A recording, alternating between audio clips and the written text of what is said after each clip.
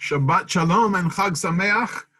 Let's look at the Torah reading for this Shabbat, which would also be the seventh day of Pesach, celebrating the miracle of the Israelites traveling across the Sea of Reeds on dry land between two great walls of water. The Song of the Sea, they sang, Moses and the children of Israel, Miriam, the prophetess, and the women. Everybody's celebrating. And of course, there must have been a lot of fear, because the Egyptians went back on their decision to allow the Israelites to leave Egypt.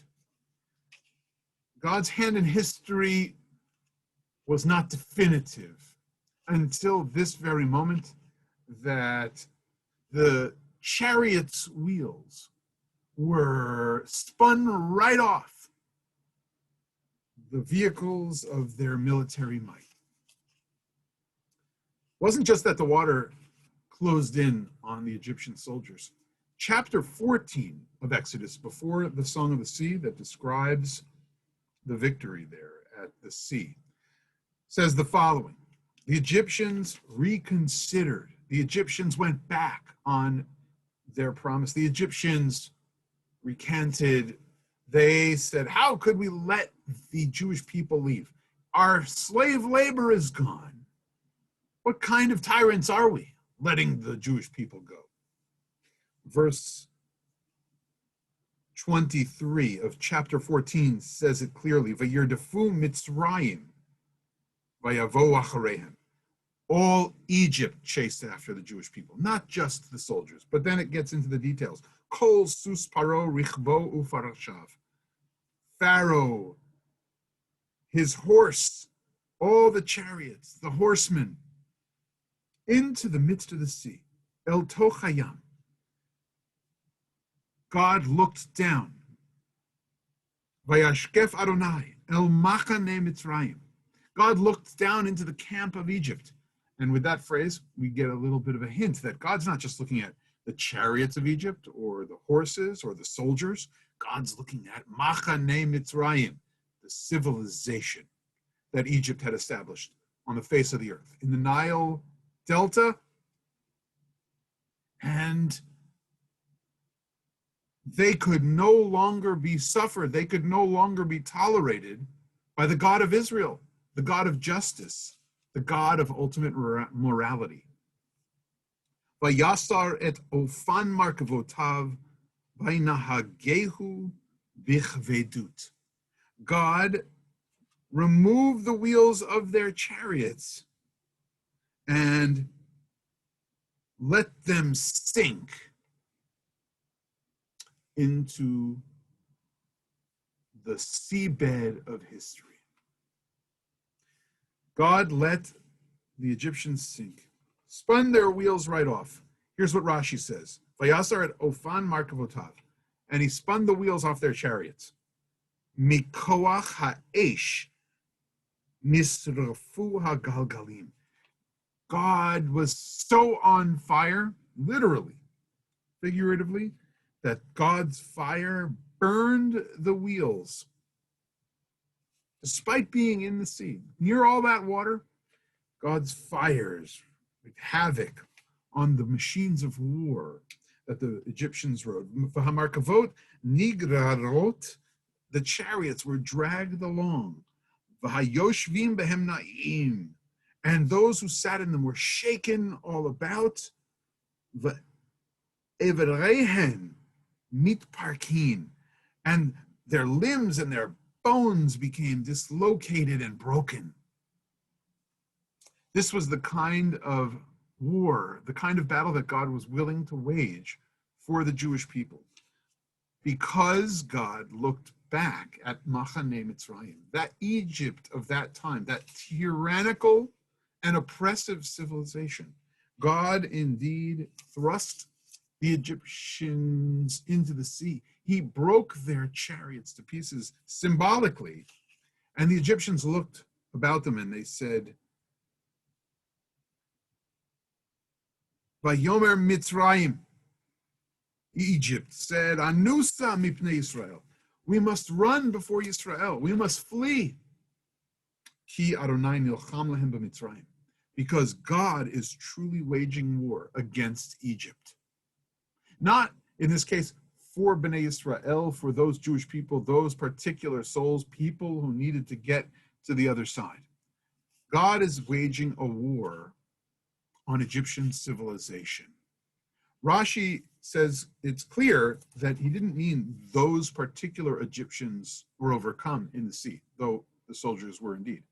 But it says that nilcham lahem b'Mitzrayim, that God was fighting against Eretz Mitzrayim.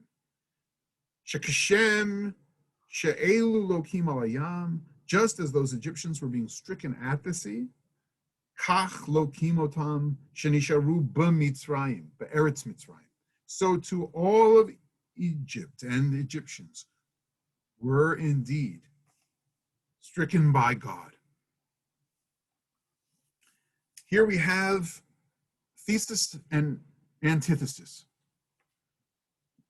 Jews towards freedom and liberation, setting into the course of history the idea that we're moving towards completely being liberated from shackles and bonds, slavery and the like, idolatry, and too much indulgence, as the land of Egypt represents.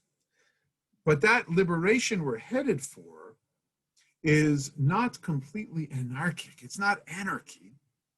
It's not an overcoming of religion and theology, like some tried to figure that history is moving towards a moment in time where you have an ideal rationalist civilization where human beings are able to realize the ultimate in leadership and social civil administration. What we have here is the idea that the Israelites are moving forward, chariots are left behind, tyranny is done, and Torah is emergent and will forever be. God's morality will set us on course, and the Jewish people will be agents of that morality and need to take responsibility to bring that light of Torah into the wilderness of humanity. First, the wilderness, and then through their being in their own land, in our own states. Today, miraculously, there we have it. Our family in the earth, our incredible diaspora plus Israel-based Jewish people will help move the world as in this moment in Torah past what looks like civilization, highest civilization at that time symbolized by Egypt, towards the kind of responsible moral community, peoplehood, family structure, and social structure that the God of Israel and Torah ultimately represents.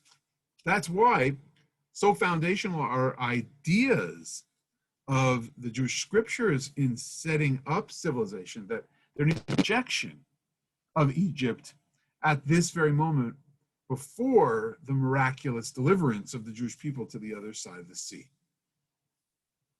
God looked and saw that Machane Mitzrayim, that the camp of Egypt, that civilizations that come and go, that are set up on the face of the globe, that people feel are pinnacles of civilization, they are not the answer.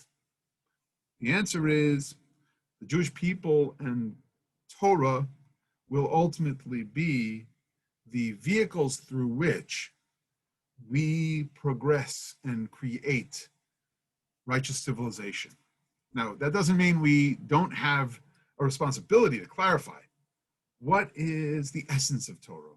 What kind of duties and obligations do we have towards each other? Within and among Am Yisrael, the Jewish people, and the nations of the world.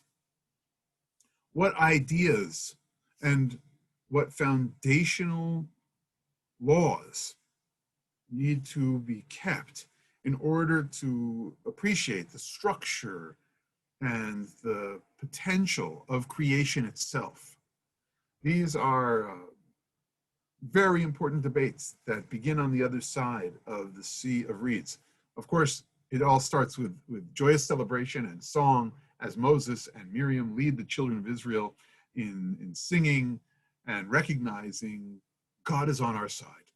And that is the message of this Shabbat and this Pesach. And please God, as the Aliyah ends, as the chapter, the reading for this Sabbath ends, God says, I will take away all of the mahala, the disease that you experienced in that civilization that I'm delivering you from. And don't we know today that we need to be delivered from all diseases, from all illnesses and sicknesses, literally, and that God should be known as our Rofecha, as our healer. We should do our parts. Of course, we ask God to do God's part. And in a more theoretical sense, we hope that all the immorality plaguing civilization in these days, in our time, is healed, is met by the light of Torah that we have a role in bringing out individually and as a community or Zarua and as a people in partnership, diaspora and in Eretz Yisrael. And in that way, we are part of the great drama of civilization as it unfolds door lador, generation to generation. Shabbat Shalom and Chag Sameach.